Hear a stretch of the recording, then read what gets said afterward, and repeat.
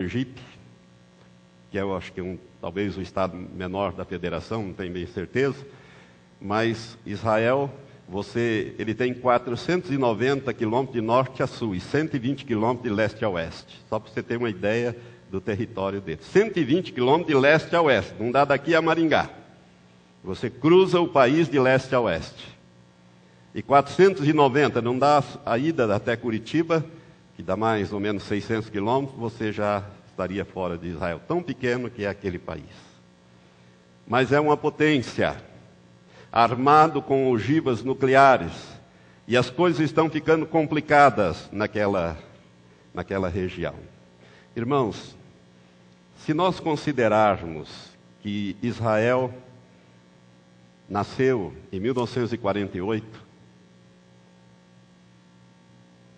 e se nós considerarmos que uma geração, alguns dizem que uma geração tem 20 anos, outros 40 anos, outros 70 anos, outros 120 anos, não há uma coerência nisso aí, não há uma unanimidade. No meu entendimento, uma geração bíblica é de 70 anos, porque se nós olharmos para a Bíblia, a gente vai ver que aqueles primeiros patriarcas, eles viviam 800, 900, 950 anos e morria. Aí quando Deus liquidou, através do dilúvio, toda aquela geração, antes ele disse a Noé, a duração da vida do homem vai ser de 120 anos. E Noé foi o último que viveu aquela enormidade de séculos, né? A partir dali vem caindo, e nós chegamos a Moisés vivendo 120 anos, com pleno vigor, mas 120 anos.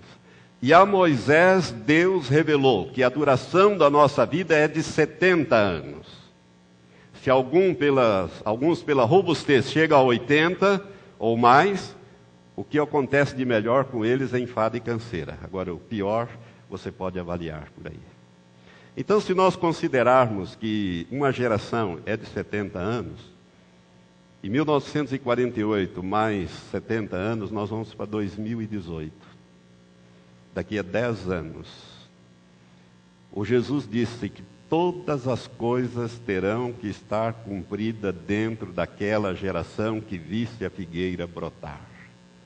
Todas as coisas implicam, inclusive, a volta de Jesus com a igreja, para implantar aqui o reino milenial de Cristo. Mas antes ele vai ter que vir buscar a igreja. Por isso, você que sabe fazer conta, comece a fazer conta aí. Eu não estou marcando a volta de Jesus para o ano tal ou tal. Eu estou dizendo, irmãos, que nós temos que ficar apercebidos para as coisas que estão acontecendo ao nosso derredor. Não é sem razão que aquele anjo disse ao pastor Daniel Exuca: as mansões estão prontas, mas a igreja não. A igreja está atrasando a volta de Jesus. Sabe, irmãos, isso é uma palavra que preocupa muito, entrou muito forte no meu espírito. Eu vejo esse DVD muitas vezes e leio aquela entrevista, já li várias vezes que ele deu, que eu já passei e comentei aqui para os irmãos. Portanto, para mim, a iminência da volta de Jesus está muito ligada à história de Israel, porque Israel é o relógio de Deus.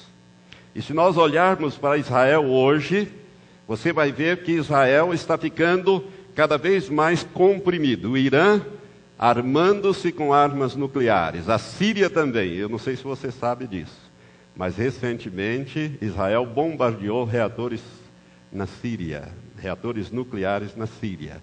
A tecnologia da Coreia do Norte estava sendo repassada para a Síria fazer bombas nucleares.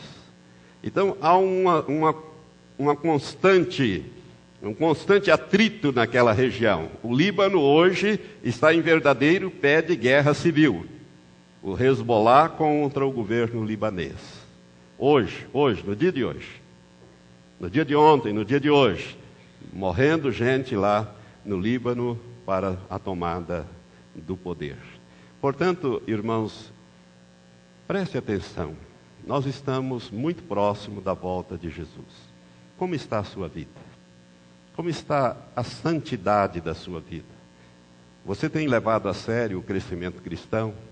Você tem ganho estatura espiritual? Você tem orado, lido a palavra de Deus, meditado? Deus tem falado com você?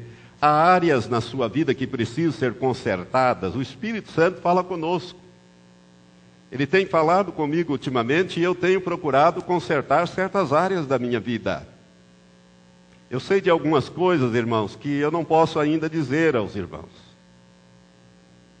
E eu sei desde o tempo em que eu passei por aquela cirurgia. Eu nunca mencionei isso, já vai para 4 anos. Mas eu estou tentando dizer para você, prepare-se, porque Jesus está na iminência de retornar para levar a igreja. Se o reino de Deus deverá estar implantado em torno de 10 anos, o arrebatamento se dará muito antes disso. Portanto, põe em ordem a sua vida espiritual. Há um outro,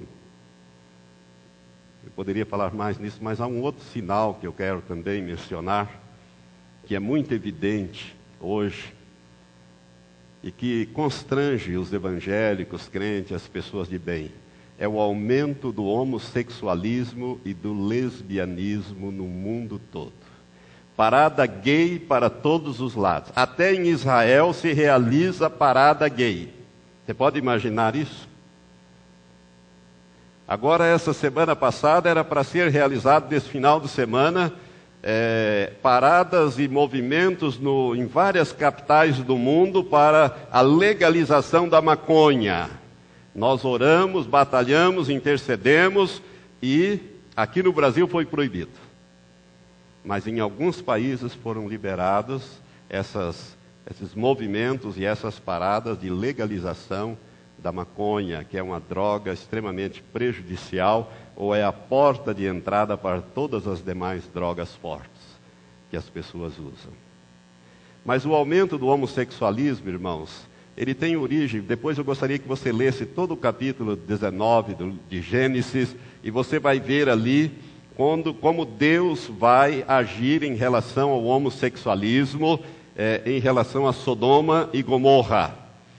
Agora eu gostaria que você abrisse em Lucas capítulo 17, Jesus, quando ele fala sobre a sua segunda vinda, a proximidade da sua segunda vinda, a vinda do reino de Deus, em Lucas capítulo 17, nós vamos ler apenas os versículos 28 e 29, diz assim, Jesus falando, como também da mesma forma aconteceu nos dias de Ló, comiam, bebiam, compravam, vendiam, plantavam e edificavam.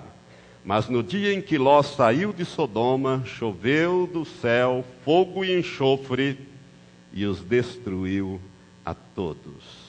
Assim será no dia em que o Filho do Homem se há de manifestar. Jesus deixa claro aqui que quando ele estivesse para voltar, se manifestar segunda vez, seria exatamente como foi nos dias de Ló. E se você ler lá em Gênesis 19, você vai ver como foram os dias de Ló.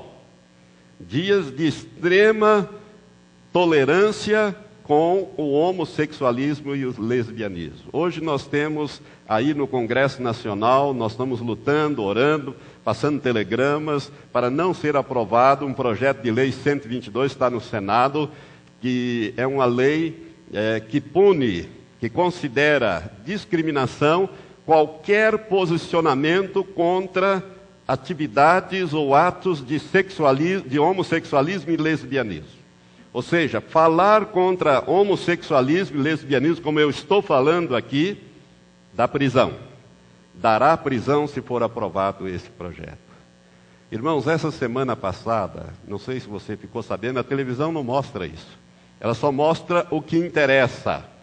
Mas caiu na Comissão de Constituição e Justiça o projeto de lei que instituía o aborto pleno no Brasil. Foi arquivado essa semana. Nós oramos muito, batalhamos muito.